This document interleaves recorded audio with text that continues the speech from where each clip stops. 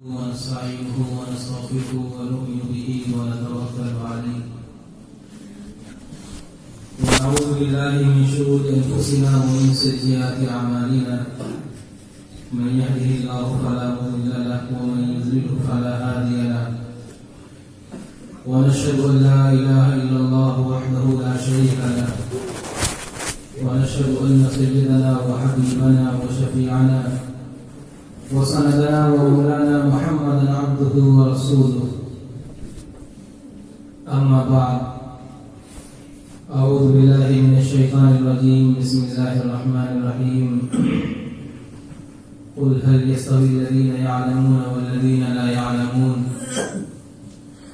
وقال النبي صلى الله عليه وسلم خيركم من تعلم القرآن وعلمه وقال عليه الصلاة والسلام الإيمان بضع وسبعون شعبة فأفضلها قول لا إله إلا الله وأدناها إماتة الأذى عن الطريق والحياء شعبة من الإيمان أو كما قال عليه الصلاة والسلام. قوت عشق سے ہر پست کو بالا کر دے،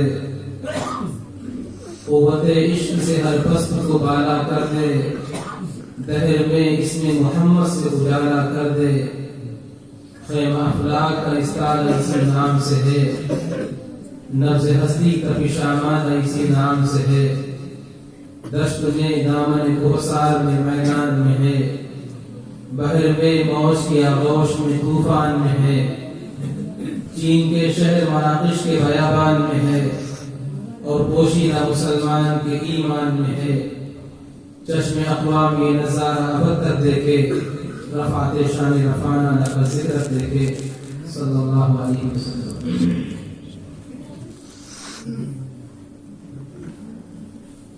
سب سے پہلے تو میں گزارش کرتا ہوں آپ حضرات سے، یہ ہم مسلمانوں کی ایک بڑی عجیب سی بات ہے کہ یہاں پر میدان میں سامنے ہونا چاہیے وہاں سائڈ میں ہوتے ہیں، اور جن لوگوں کو سائڈ میں ہونا چاہیے وہ سامنے ہوتے ہیں. بچوں کو تو کنارے پر ہونا چاہیے، آپ لوگوں کو میدان میں سامنے ہونا چاہیے.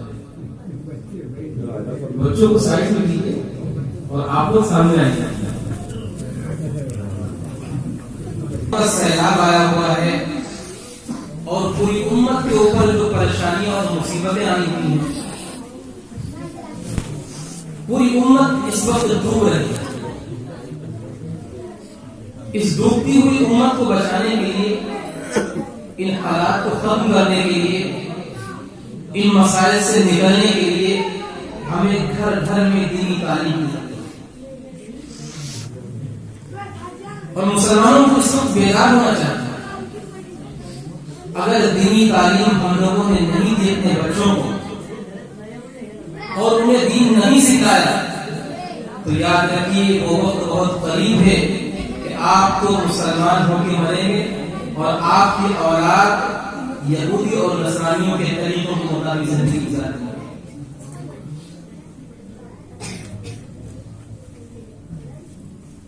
حالات بہت خطرناک بنتے جاتے ہیں. اتنے بگڑتے حالات ہیں میرے دوستو. اس وقت میں جو دین کی تعلیم رکھنے والے ہیں، جو دین کی سمجھ رکھنے والے ہیں، وہ محسوس کر رہے ہیں کہ مسلمان کس کرانے پر پہنچ چکا ہے اور مسلمانوں کے ساتھ کیا کھیل کھیلا جا رہا ہے، اور مسلمانوں کی نسل کے ساتھ، ابھی آپ کے ساتھ ہو زیادہ نہیں، آپ کی آنے والی نسلوں کے ساتھ میں کیا بگاڑ ہونے والا ہے اس کا آپ تصور نہیں کر سکتے. اس لیے دینی تعلیم بہت ضروری ہے. آج جو ہمارے گھروں میں گمراہی آئی ہوئی ہے، یہ صرف دوری ہے دینی تعلیم سے. اگر ہمارے گھروں کے اندر دینی تعلیم ہوتی، اللہ کے نبی علیہ الصلوۃ والسلام کی تعلیمات ہوتی، قرآن کی تعلیمات ہوتی، تو آج جو بے دینی کا ماحول پوری دنیا کے اندر چھایا ہوا ہے میرے دوست، یہ ماحول نہیں چاہتا.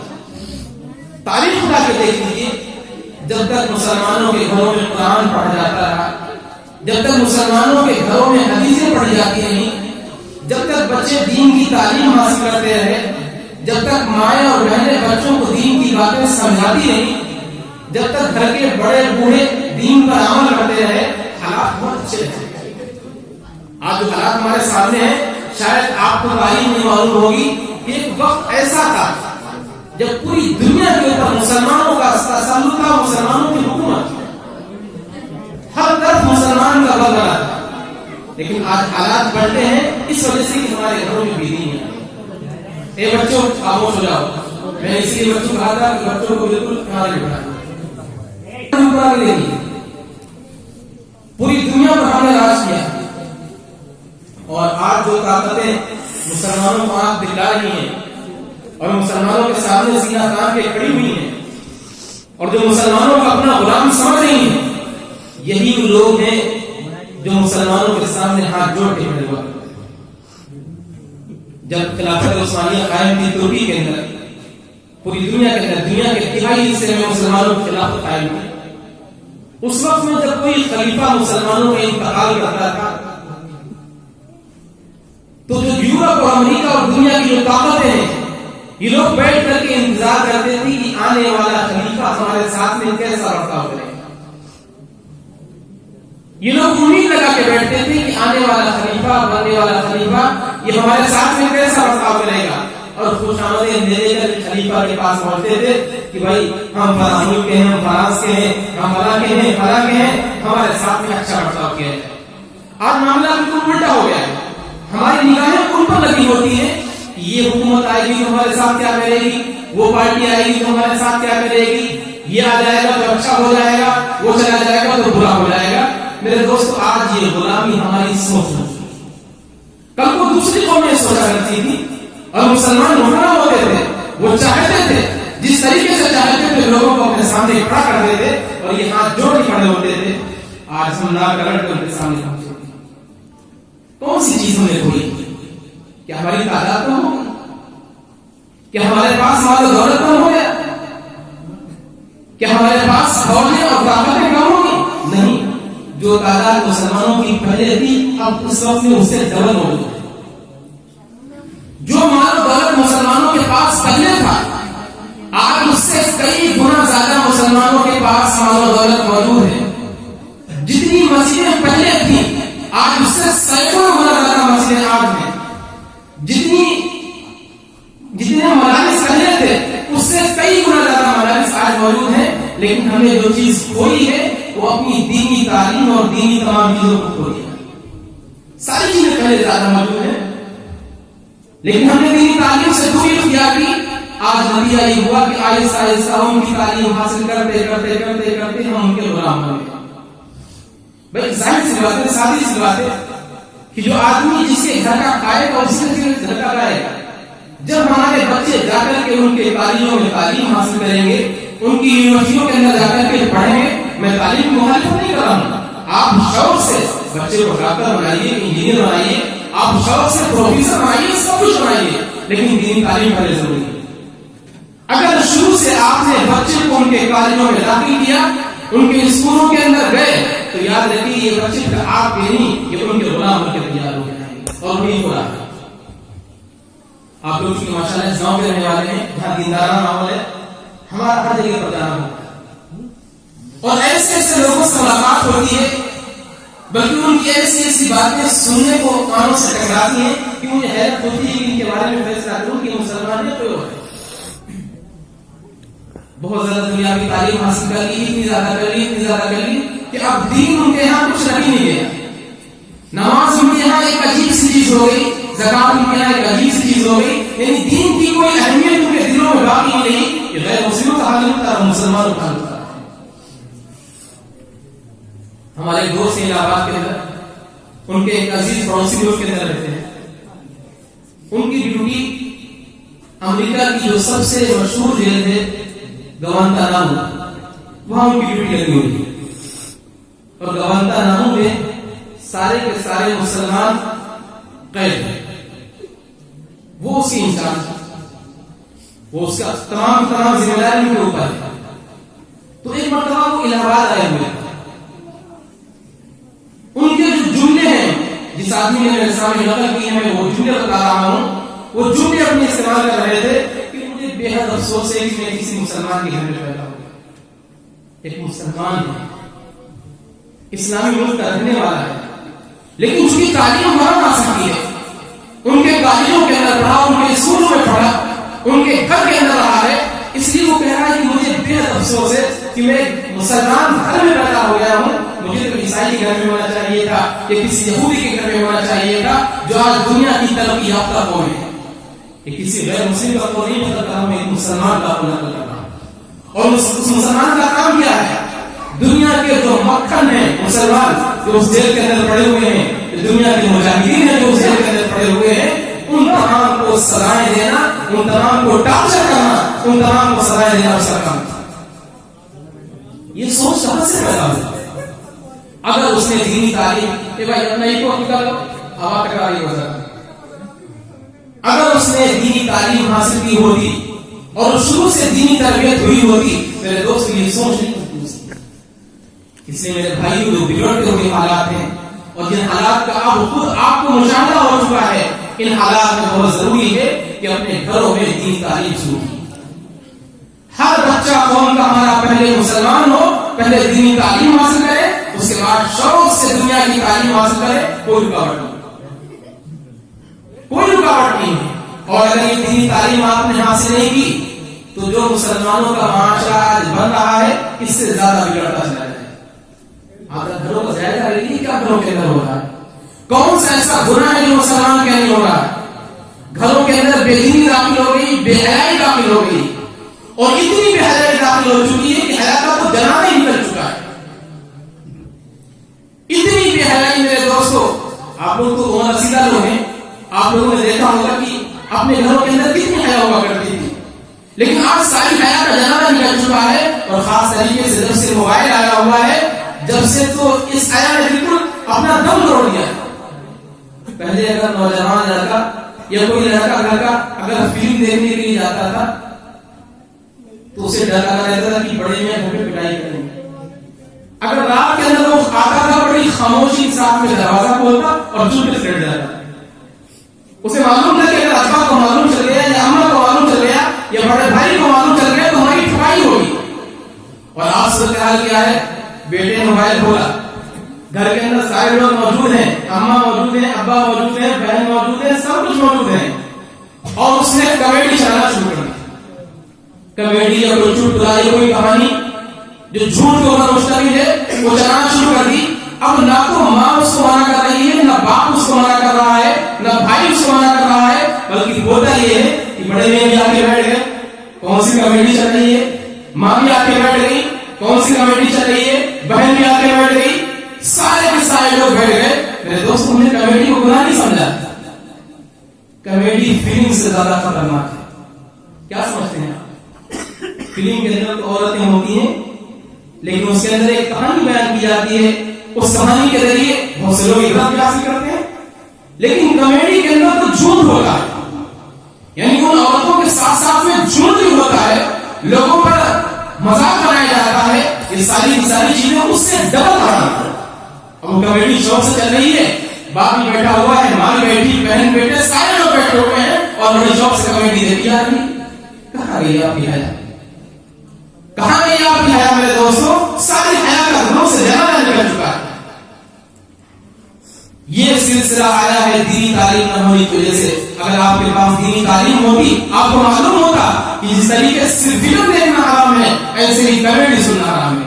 جس طریقے سے فلم دیکھنا حرام ہے, ایسے ہی چٹکلے سننا حرام ہے.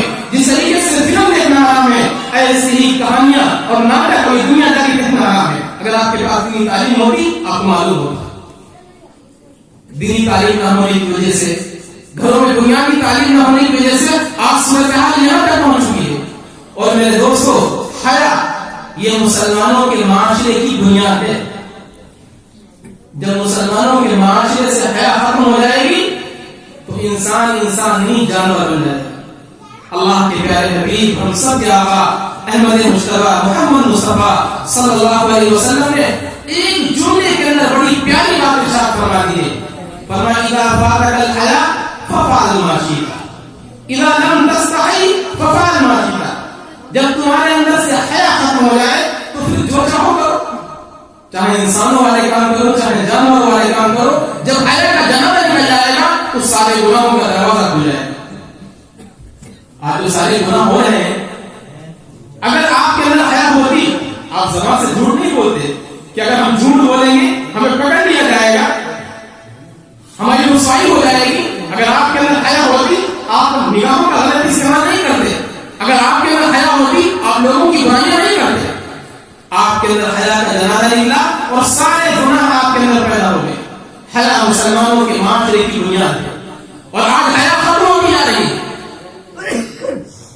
یاد رکھیے میرے دوستو، جب حیا ختم ہو جائے گی تو سارے گناہ آئیں گے اور سارے گناہ آئیں گے تو معاشرہ جل جائے گا. جب معاشرہ جل جائے گا تو پھر مسلمانوں کا اپنا کوئی وجود نہیں رہے گا اور جو حالات آ رہے ہیں اس سے زیادہ حالات ہو جاتے ہیں.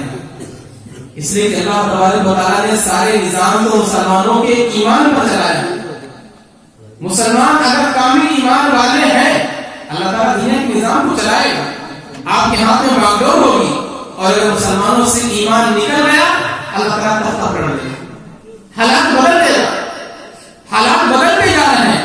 ہم اپنی آنکھوں سے حالات بڑی تیزی کے ساتھ بدلتے ہوئے دیکھ رہے ہیں لیکن ہمارے اندر احساس نہیں پیدا ہو رہا ہے. بالکل بھی احساس نہیں پیدا ہو رہا ہے. صحابہ کرام کے اندر بھی حیا تھی اور کتنی زبردست حیا تھی. وہ اس حیا کی وجہ سے اپنی آنکھوں کو اٹھایا نہیں کرتے، اپنی آنکھوں سے کوئی غلط چیز نہیں دیکھا کرتے تھے. اس لیے کہ ان کے دلوں کے اندر حیا تھی، ان کے سینوں کے اندر حیا تھی. مجھے یاد آیا حضرت عمر رضی اللہ تعالیٰ عنہ کے دور میں حضرت عمرو بن عاص یا کوئی اور صحابی ہیں، ان کی قیادت کے اندر روم کے اندر جنگ ہو رہی ہے اور روم کے قلعے کے اوپر مسلمانوں نے محاصرہ کر رکھا ہے. کافی دن گزر گئے. حضرت ابو عبیدہ بن جراح کافی دن گزر گئے، قلعہ فتح نہیں ہو رہا ہے. اب جو قلعہ کے اندر لوگ ہیں وہ بھی پریشان ہیں اور جو قلعہ کے باہر مسلمان ہیں وہ بھی پریشان ہیں. قلعہ فتح نہیں ہو رہا ہے. ادھر یہودیوں نے ایک سازش رچی. یہودیوں نے سازش رچی کہ مسلمانوں کے پاس ایک پیغام بھیجا اور کہا کہ ہم قلعہ کے دروازے کھول دیتے ہیں، آپ آئیے، قلعہ آپ کا ہے، ہم آپ کو حوالے کر دیں گے. لیکن پلاننگ یہ بتائی کہ مسلمان جب قلعے کے اندر داخل ہو تو ان کو بازار کے راستے سے گزارا جائے اور وہاں پر ننگی لڑکیوں کو کھڑا کر دیا جائے. لڑکیاں نیم بدانا کھڑی ہو جائے تاکہ مسلمان یہ کافی مہینوں سے باہر ہیں، اپنے بیویوں سے دور ہیں. جب یہ قلعے کے اندر داخل ہوں گے اور یہاں کی حسین جمیل لڑکیوں کو دیکھیں گے تو یہ لوگ اس کے اندر مست ہو جائیں گے اور ہم ان کے اوپر حملہ کر کے شکست دے دیں گے. حضرت ابو عبیدہ کے پاس پیغام آتا ہے کہ آپ کے لیے قلعہ کا دروازہ کھلا ہوا ہے. حضرت ابو عبیدہ بن جراح کو معلوم نہیں کہ اندر کیا سازش رچی گئی، لیکن اللہ کے نبی علیہ الصلوۃ والسلام نے فرمایا اتقوا فراست المؤمن فانه ينظر بنور اللہ. ایمان والے کی ذہانت سے بچو، اس لیے کہ ایمان والا جو ہوتا ہے وہ اللہ کے نور سے دیکھتا ہے. حضرت ابو عبیدہ بن جراح سمجھ گئے کوئی سازش ہونے والی. ان کو خبر نہیں کہ اندر یہ پلاننگ رچی جا رہی ہے. وہ سمجھ گئے کوئی سازش ضرور ہے، ورنہ کتنے مہینے ہو گئے قلعے کا محاصرہ کیے ہوئے، اچانک قلعے کا دروازہ کھولا جا رہا ہے اور ہمیں آنے کی دعوت دی جا رہی ہے. حضرت ابو عبیدہ بن جراح نے لشکر کو تیار کیا اور لشکر تیار کرنے کے بعد میں ایک آیت پڑھی، کل المؤمنین یغضوا من ابصارہم ویحفظوا فروجہم. اے ایمان والو، اپنی نگاہوں کو نیچا کر کے اپنی شرمگاہوں کی حفاظت کرو. وہ صحابہ کرام تھے، خود عمل کرنے والے تھے، لیکن جیسے ہی آیت سنی سارے صحابہ کرام کا ایمان تازہ ہو گیا اور سارے صحابہ کرام نے اپنی نگاہوں کو نیچا کر لیا. اب قلعے کے دروازے کے اندر داخل ہوئے ہیں. یہودی انتظار کے اندر ہے کہ مسلمان کس طریقے سے لڑکیوں سے چھیڑخانی کریں، لڑکیوں کے اندر مست ہو جائیں اور ہم ان کے اوپر حملہ کر کے انہیں شکست دے دیں. لیکن یہ ایمان والے جا رہے ہیں، یہ صحابہ کرام جا رہے ہیں، یہ صحابہ کرام کی جماعت ہے، انہوں نے نگاہوں کو نیچا کیا ہوا ہے اور یہ خاموشی کے ساتھ میں گزر رہے ہیں. لڑکیاں ناچ کر رہی ہیں، ڈانس کر رہی ہیں، تلملا رہی ہیں، لیکن یہ ایمان والے اپنی نگاہوں کو نیچا کر کے، چونکہ دل کے اندر حیا بسی ہوئی ہے، دل کے اندر ایمان بسا ہوا ہے، یہ چلے گئے. لوگ دیکھ کر کے حیران ہو گئے کہ یہ کون سی مخلوق ہے جو بالکل نگاہ اٹھا کے نہیں دیکھتے ہیں. میرے دوست یہاں پر ذرا رک کر کے بات سمجھنے کی ہے. وہ مسلمان تھے، ان سے غیر کی بیٹیاں محفوظ تھیں. وہ لڑکیاں تو یہودیوں کی تھی اور یہ مسلمان تھے، لیکن ان مسلمانوں کے ذریعے، ان نوجوانوں کے ذریعے غیر کی لڑکیاں محفوظ تھیں، غیر کی بہو بیٹیاں محفوظ تھیں. اور آج کا ہمارا نوجوان، آج کا ہمارا مسلمان اس سے اپنے چچا کی بیٹی یعنی جو اس کی بہنیں ہوتی ہیں، خالہ کی لڑکیاں جو اس کی بہنیں ہوتی ہیں، پھوپھی کی لڑکیاں جو اس کی بہنیں ہوتی ہیں، وہ اس سے محفوظ نہیں، اس کی نگاہوں سے محفوظ نہیں ہے. میں چونکہ ایک نوجوان ہوں اور الحمدللہ نوجوان ہمارے رابطے میں رہتے ہیں، آ کر کے اپنا رونا روتے رہتے ہیں کہ خالہ کی لڑکی سے عشق ہو گیا ہے، ماموں کی لڑکی سے عشق ہو گیا ہے، وہاں شادی کرنا چاہتے ہیں. میرے پاس نوجوان آ کر کے اپنی شکایتیں کرتے رہتے ہیں. میں ان سے یہی کہتا ہوں کہ اللہ والے، اے ایمان والے، تو کیسا بندہ ہے؟ کل تیری تاریخ یہ تھی کہ تجھ سے دوسروں قوموں کی بیٹیاں محفوظ تھیں. آج تیری صورتحال کیا ہو رہی ہے کہ تجھ سے گھر کی بہن بیٹیاں محفوظ نہیں. یہ ہماری بے حیائی ہے. آج اس بے حیائی نے ہمیں اس مقام پر پہنچا دیا ہے کہ آج ہماری جو بہنیں ہیں رشتے کے اندر، وہ آج ہماری نگاہوں سے محفوظ نہیں ہو پا رہی. یہ ہمارے گھروں کا جنازہ نکلا ہے بے حیائی کے لیے، اور بے حیائی آئی ہے دینی تعلیم نہ ہونے کی وجہ سے. اگر ہمارے گھروں میں دینی تعلیم ہوتی تو میرے دوستوں حالات یہاں تک نہیں ہوتے. ہم مجموعی طور پر دنیا کمانے کے اندر لگے ہوئے ہیں.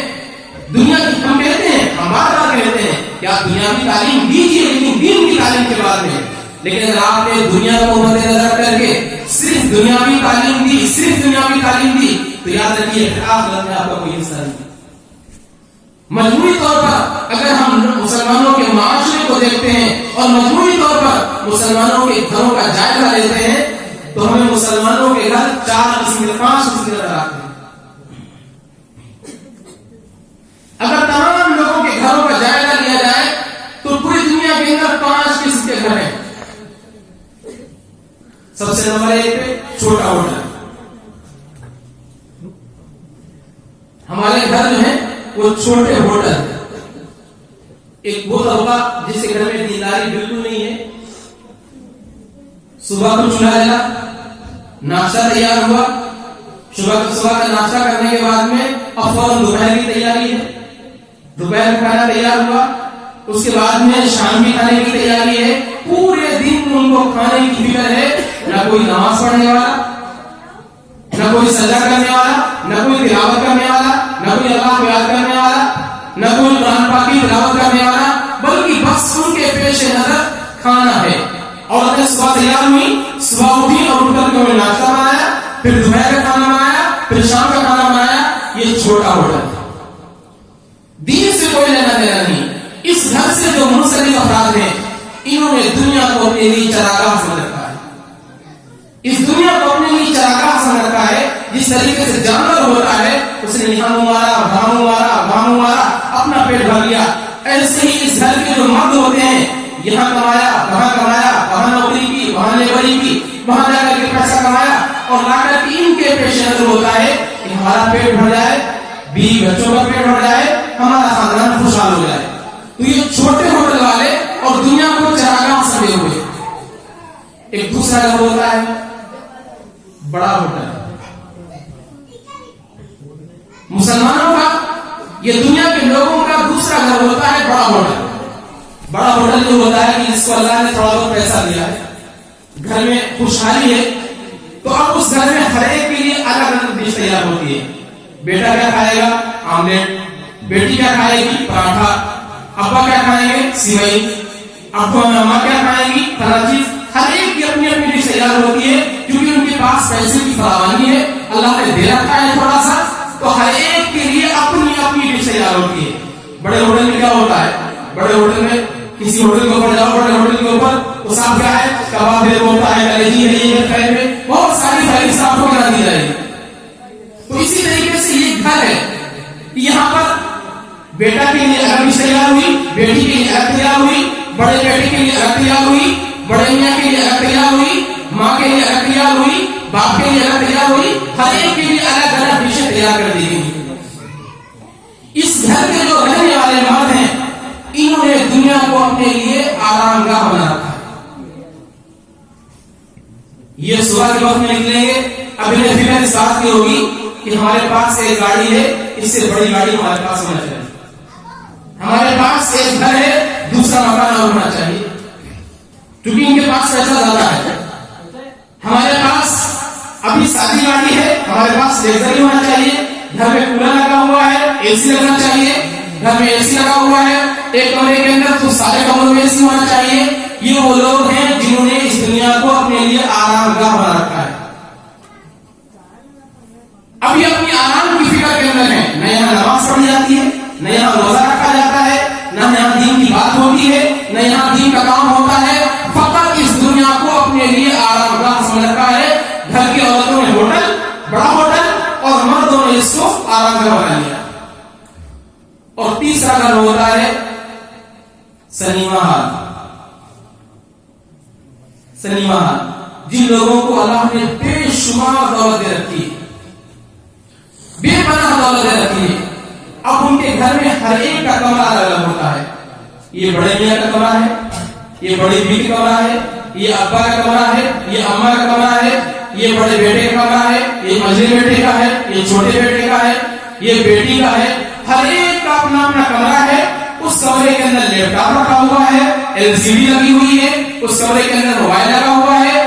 اپنا کھانے کے بعد میں ہر ایک نے دروازہ بند کر لیا اور اس کے اندر وہ فلمیں دیکھ رہے ہیں, گانے سن رہے ہیں, کمیڈیاں دیکھ رہے ہیں, خبریں دیکھ رہے ہیں. دنیا کی ساری چیزیں اپنے کمرے کے اندر بیٹھ کر کے پوری خرافات کر رہے ہیں. گویا کہ اس گھر کے اندر ہر وقت گانے بج رہے ہیں, فلمیں چل رہی ہیں. یہ سنیما ہال ہے.